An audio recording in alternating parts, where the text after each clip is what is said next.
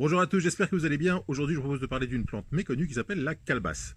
Alors, la calebasse, vous connaissez la plante parce qu'on en fait des instruments de musique, hein, on fait des instruments qu'on secoue, un peu comme des maracas, des chiquireas, enfin des choses qu'on secoue et qui font tchic, tchic, tchic, tchic, tchic. Donc ça, vous connaissez. Vous connaissez le côté élément de décoration. On peut faire des lampes, on peut faire des choses assez jolies en déco. Vous connaissez peut-être aussi le côté gourde. Vous savez qu'au Moyen-Âge, les calebasses servaient de gourde pour les croisées, notamment, pour transporter de l'eau. Donc on mettait de l'eau dans la courge vide. Ce qu'on connaît beaucoup moins, c'est le côté comestible de certaines courges. Alors aujourd'hui, je vais vous parler d'une courge qui s'appelle la calebasse longue de Sicile. C'est une plante qui est très réputée dans le pourtour méditerranéen, donc en Sicile évidemment, mais aussi au Maroc, en Algérie, bref, dans le nord de l'Afrique et dans le sud de l'Europe. En France, elle est assez peu connue. Moi, je ne la connaissais pas encore il y a quelques mois. Je l'ai découvert récemment en faisant des recherches sur le cucurbitacé. Et donc, je l'ai semé grâce à un échange que j'ai fait récemment sur Internet. Je remercie d'ailleurs les personnes qui m'ont envoyé ces graines. Je l'ai semé donc au mois d'avril, hein, comme toutes les cucurbitacées. Et une plante a poussé, une belle plante. Et cette calebasse longue de Sicile, elle porte bien son nom, puisque à l'état mature, elle peut faire jusqu'à 2,60 m de long. Alors, j'en ai un petit bout là que j'ai coupé, hein, vous allez voir ça dans la vidéo, que j'ai récolté à 50 cm. En général, on les récolte assez jeunes, hein, 30, 40, 50 cm, pour qu'elles ne soient pas trop dures. Mais si on les laisse pousser jusqu'à maturité, par exemple si vous récoltez les graines, ça peut dépasser facilement 1 mètre, 1,50 m. Alors soit ça pousse tout en longueur si c'est en hauteur, c'est une plante qu'on met sur les pergolas notamment. Hein. Donc en italien elle s'appelle zucca serpente ou zucca pergola parce qu'on peut la suspendre, c'est une plante coureuse, et on peut la suspendre, elle peut couvrir une pergola. Elle a de très jolies feuilles, très jolies fleurs, et donc quand elle est sur une pergola, le fruit peut descendre, et peut descendre de 1 mètre, 1,50 m, et donc je vous dis record 2,60 m. Donc je vous propose de découvrir cette plante, de voir d'abord à quoi elle ressemble, de voir ce qu'on peut en faire en termes de cuisine, de la goûter, bref, de découvrir la calebasse longue de Sicile. C'est parti.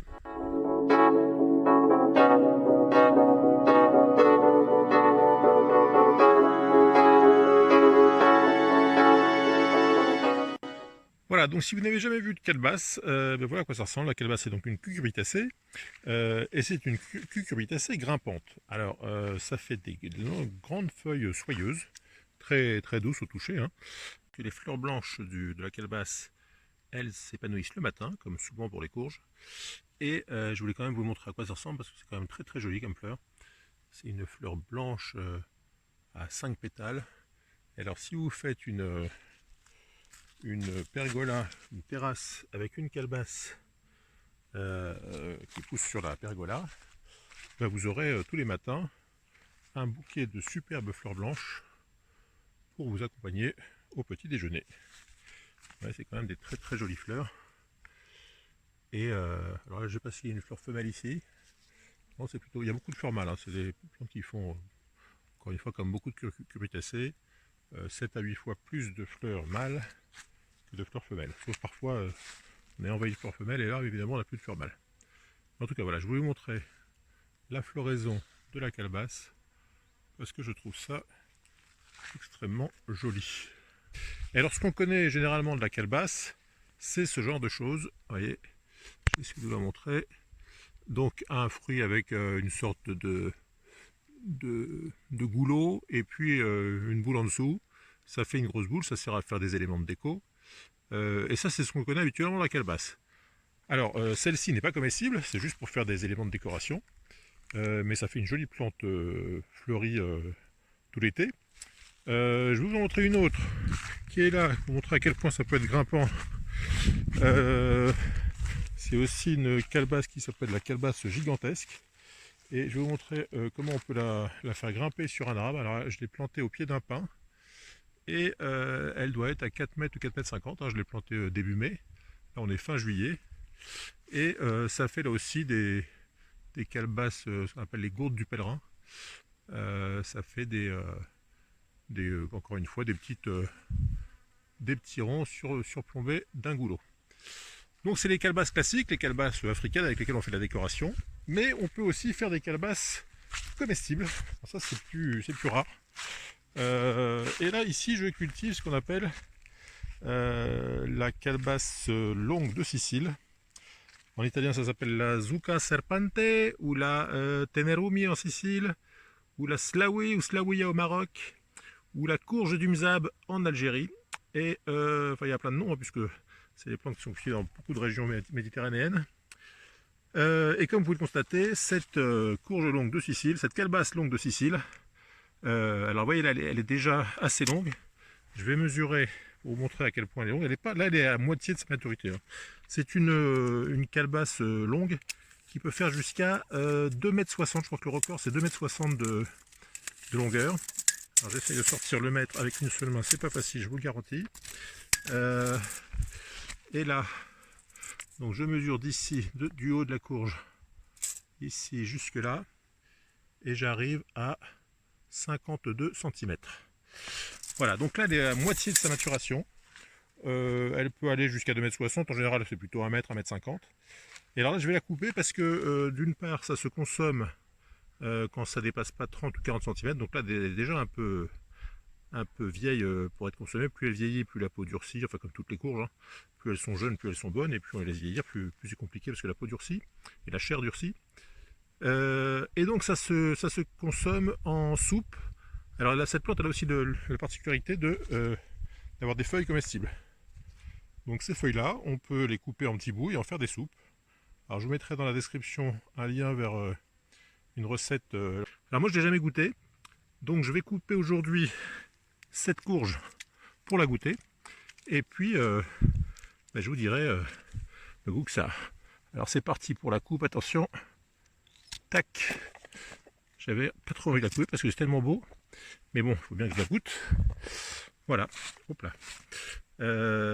Donc ça fait un très joli fruit. Alors je suis pas très inquiet parce que il y a pas mal de fruits sur le pied.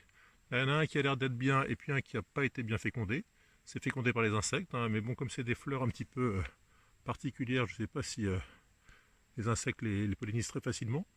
Mais en tout cas, apparemment, j'ai des fruits ici, j'ai des fruits ici, j'en ai ici, j'en ai ici. Alors j'ai mis deux plants l'un à côté de l'autre, encore une fois, parce que pour faciliter la pollinisation, c'est toujours bien d'avoir différents plants, enfin au moins deux plants l'un à côté de l'autre.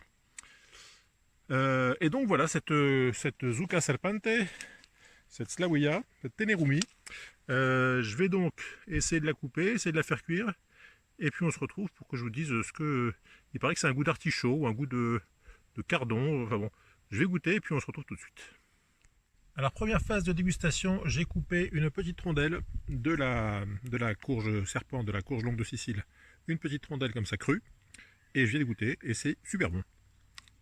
Alors, c'est pas évident, j'essaye de trouver un goût. C'est un goût qui ressemble à rien, mais c'est hyper bon. C'est sucré, c'est croquant, un peu juteux. Et je peux pas vous dire que ça ressemble à quelque chose, parce que ça ressemble à aucun autre truc que j'ai déjà goûté. Peut-être un concombre sucré, peut-être, je sais pas. En tout cas, c'est super bon déjà cru, c'est bon. Alors maintenant, j'ai goûté cru, je vais faire cuire la partie. Alors le fruit, je l'ai pesé, donc 52 cm de long, 900 grammes pour le poids. Donc je vais faire maintenant bouillir pour voir ce que ça donne cuit. Et en tout cas, déjà un très bon point pour la version crue de la courge longue de Sicile. Voilà, donc j'ai fait bouillir la calebasse une dizaine de minutes à l'eau au sel, hein. J'ai fait simple parce que je voulais vraiment avoir le goût naturel de la plante. Alors j'ai vu sur internet qu'il y en a certains qui disaient qu'il fallait faire cuire 20 minutes parce que c'était dur. Moi je trouve que c'est en même cru, donc il n'y a pas besoin de faire cuire très longtemps. Donc là j'ai fait 10 minutes dans de l'eau et du sel, et on va faire la dégustation en direct. Alors ça ressemble vraiment à une courgette, hein. Et c'est super bon. C'est un peu plus ferme qu'une courgette. Ça me fait penser un peu à la chayotte. C'est un peu plus ferme, un petit goût de pomme de terre noisette. J'ai laissé la peau, alors pareil, j'ai vu des gens qui disaient qu'il fallait absolument retirer la peau. Alors c'est peut-être parce que je l'ai récoltée pas trop vieille, hein, bien qu'elle faisait quand même 52 cm. Donc là vous voyez, j'ai fait ça. J'avais déjà pris pas mal de rondelles en cru. J'ai fait cuire ça pour voir un peu les différents niveaux de cuisson. Et il me reste encore quand même toute cette courge. Voilà, alors plus on avance dans le bas, comme souvent chez les cucurbitacées, plus on va aller vers les graines. Donc pour l'instant, j'ai pas trouvé trop de graines.